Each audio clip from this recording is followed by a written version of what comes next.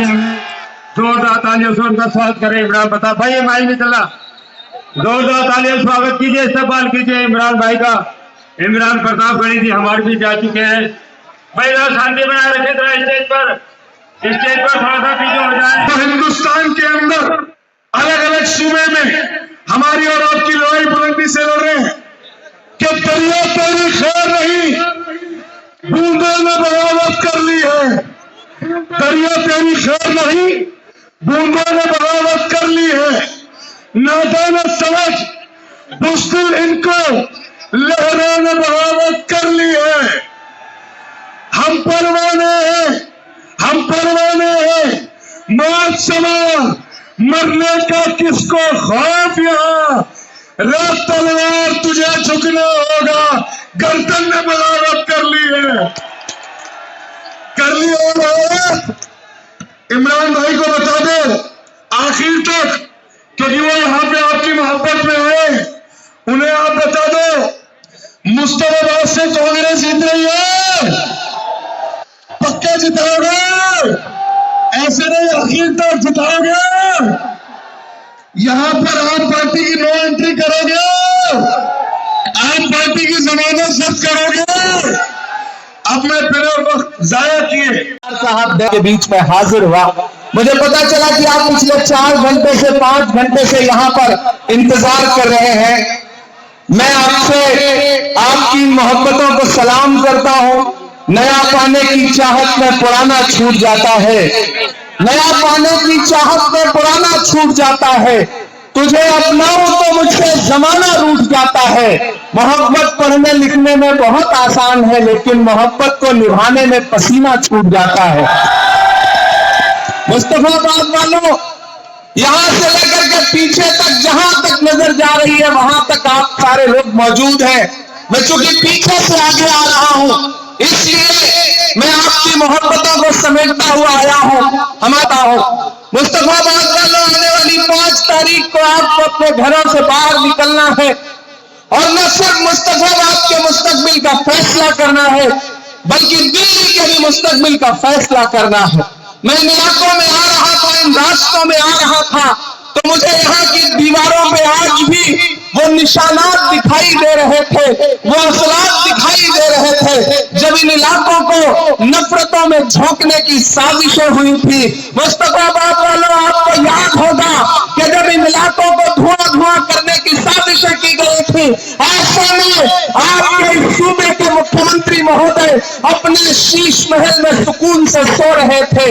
आज वो जिस तरह से आवाम के बीच में जाकर के वोट मांग रहे हैं, काश इसी तरह से वो दंगों के दौरान अपने घर से बाहर अपनी कैबिनेट को लेकर के निकले होते तो शायद आपको उस दर्द से न गुजरना पड़ता जिस दर्द से आप सारे लोग गुजरे हैं।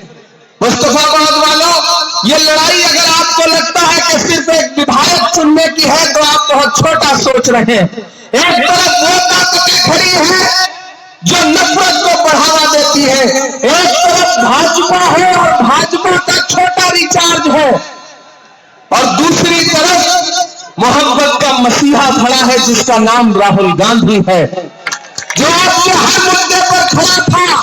याद करो, जब इन इलाकों में कोई आने की हिम्मत नहीं कर रहा था, न तो नरेंद्र मोदी जी आए थे, न तो अरविंद केजरीवाल आए थे, ऐसे में भी एक शख्स अपनी जान की परवाह किए बगैर आपके बीच में हर मुश्किल में खड़ा नजर आया, तो उस शख्स का नाम राहुल गांधी है। मैं उसका सिपाही बनकर के यहाँ आपके बीच में आया हूँ।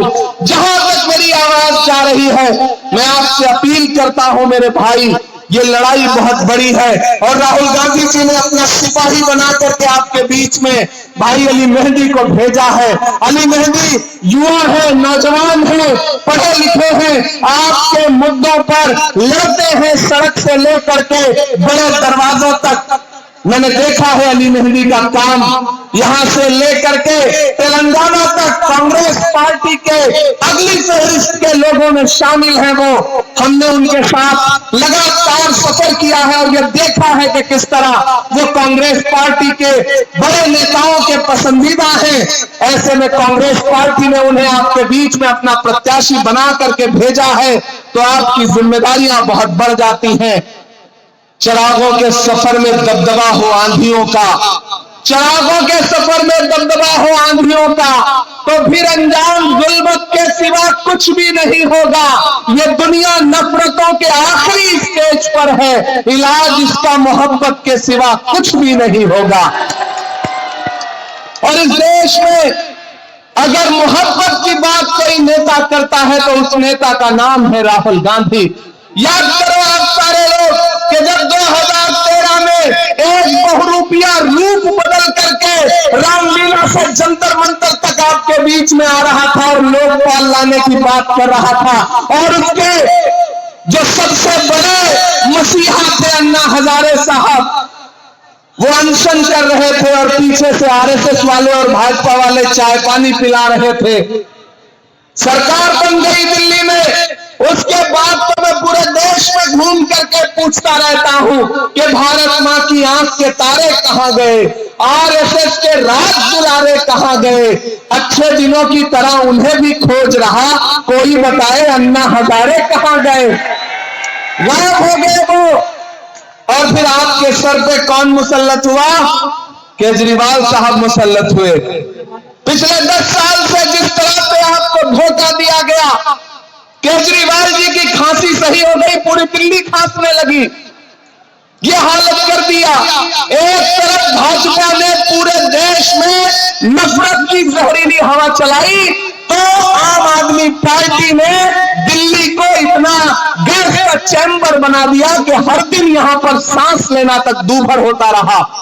मैं आपसे कहना चाहता हूं कि ये जो इलेक्शन है वो बहुत जरूरी इलेक्शन है। एक तरफ वो लोग खड़े हैं जिन्हें डॉक्टर बाबा साहब अम्बेडकर के संविधान से कोई मतलब नहीं है, जो देश की पार्लियामेंट में खड़े होकर के डॉक्टर बाबा साहब अम्बेडकर का अपमान करते हैं, और एक तरफ वो अरविंद केजरीवाल खड़े हैं जो वक्त वक्त पर भारतीय जनता पार्टी के साथ खड़े नजर आते हैं। मैं आपसे अपील करना चाहता हूं कि इस लड़ाई में आपको यह तय करना है कि आप नफरत के साथ खड़े हैं, नफरत के पैरोकारों के साथ खड़े हैं या मोहब्बत के साथ खड़े हैं। मुझे बताओ मुस्तफाबाद वालों कि जब जब आपको जरूरत पड़ी है तब तक आपके साथ कौन खड़ा रहा है? मुझे बताओ कि जब दिल्ली चल रही थी तो कौन निकल के आया? राहुल गांधी निकल करके आए। मुझे बताओ जब संभल चल रहा था, संभल में लाशों दिखाई जा रही थी, तो कौन अपने घर से बाहर निकला?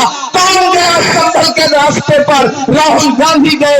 बताओ केजरीवाल गए हो तो, बताओ नरेंद्र मोदी जी गए हो तो। याद करो जब हाथरस में दलित बिटिया के साथ बलात्कार हुआ, उसकी लाश को रात के 2 बजे जला दिया गया बिना परिवार की मर्जी के, तो न तो अरविंद केजरीवाल अपने घर से बाहर निकले, न नरेंद्र मोदी जी अपने घर से बाहर निकले। घर से बाहर कौन निकला?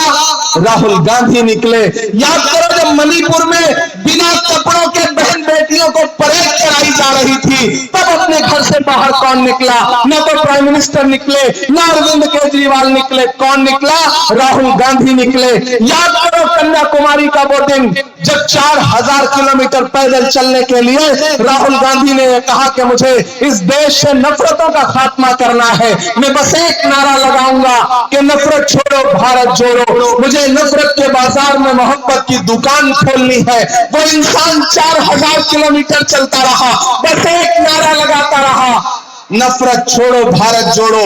मुझे बताओ मुस्तफाबाद कि इस देश में नफरतों का सबसे ज्यादा शिकार कौन है? हम हैं, आप हो। अगर नफरत कम होगी तो सबसे ज्यादा सुकून किसे मिलेगा? हमको मिलेगा, आपको मिलेगा। मुझसे मीडिया के साथियों ने उस दौरान कहा था कि इमरान साहब इस बार राहुल गांधी जी 4000 किलोमीटर चल रहे हैं, बहुत लंबा टास्क लिया है, आप क्या कहेंगे? तब मैंने कहा था कि राहुल गांधी जानते हैं इस देश में जब तक नफरत कम नहीं होगी तब तक भाजपा कम नहीं होगी।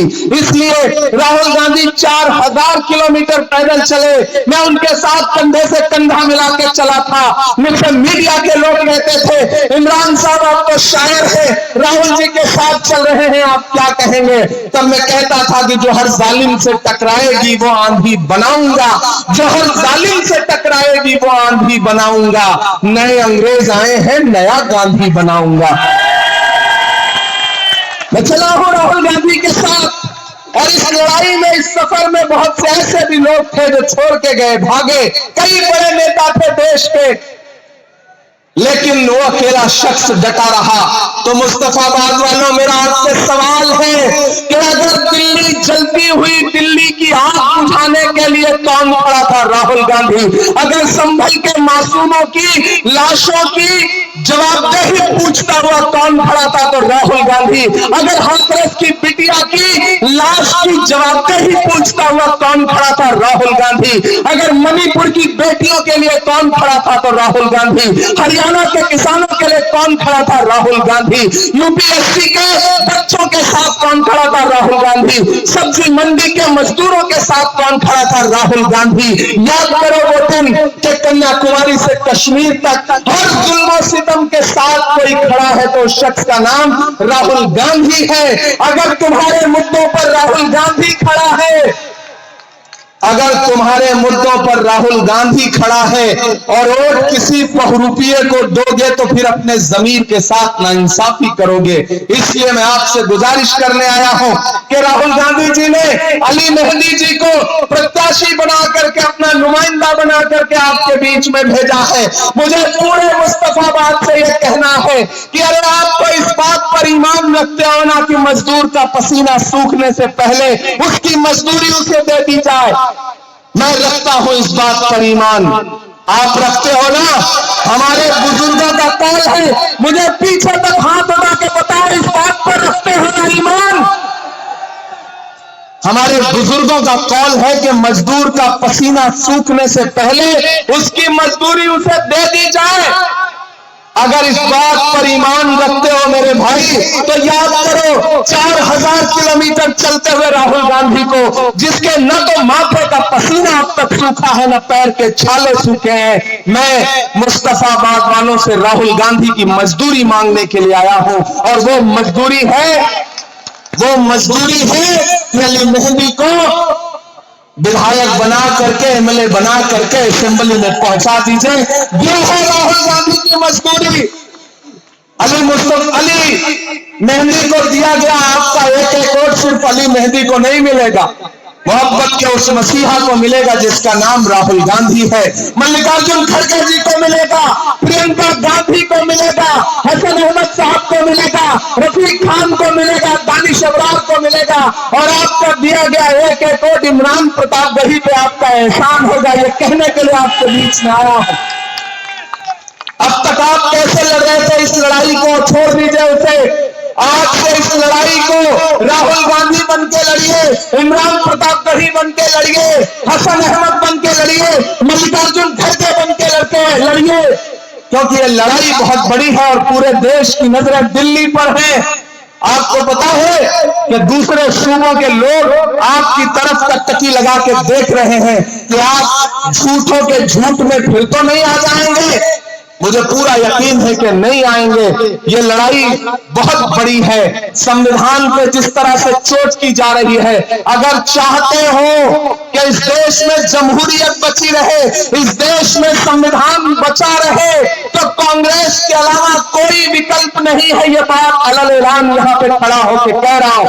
मेरे भाई, मैं आपका अपना हूं, आपके मुद्दों पर लड़ता हूं, आपके लिए बोलता हूं। अभी आंखों की शम्में जल रही हैं, प्यार जिंदा है।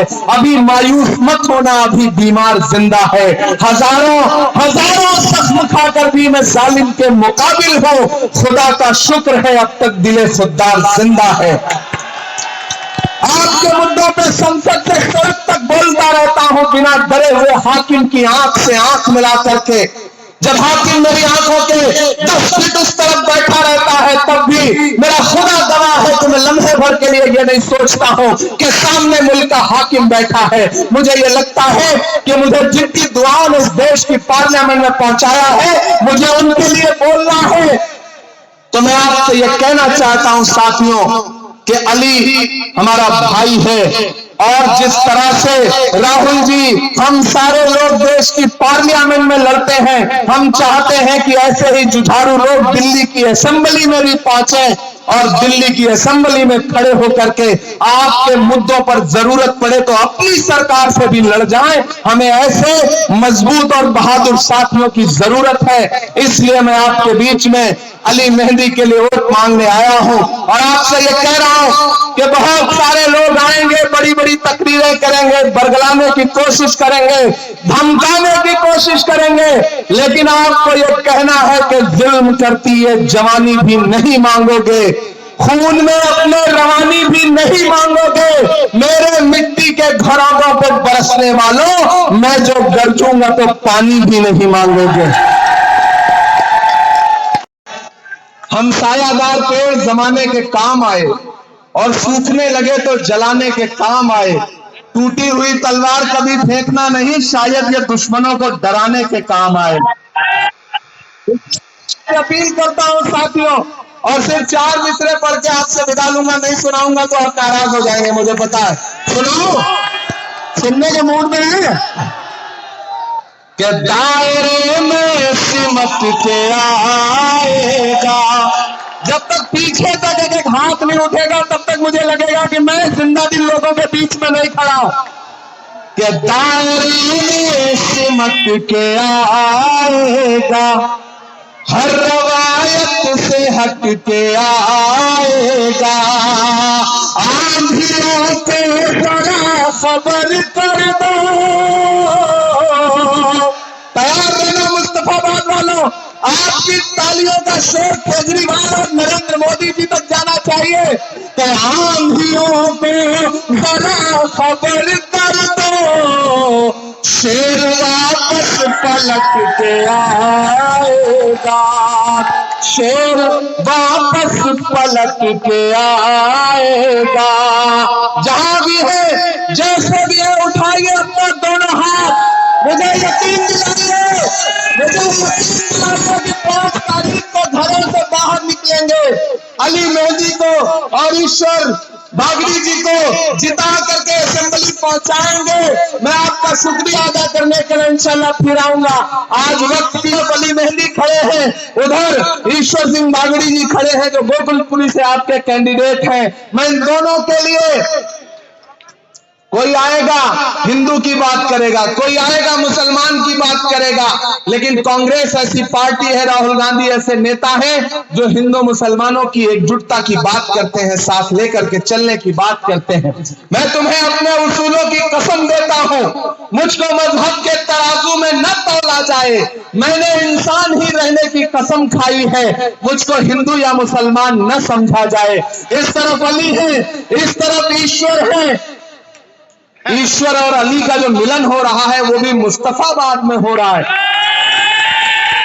हम यही हिंदुस्तान को चाहते हैं, हम यही दिल्ली को चाहते हैं। यही दिल्ली है जो शीला दीक्षित जी की दिल्ली थी, किसी बहुरूपिये की दिल्ली नहीं थी।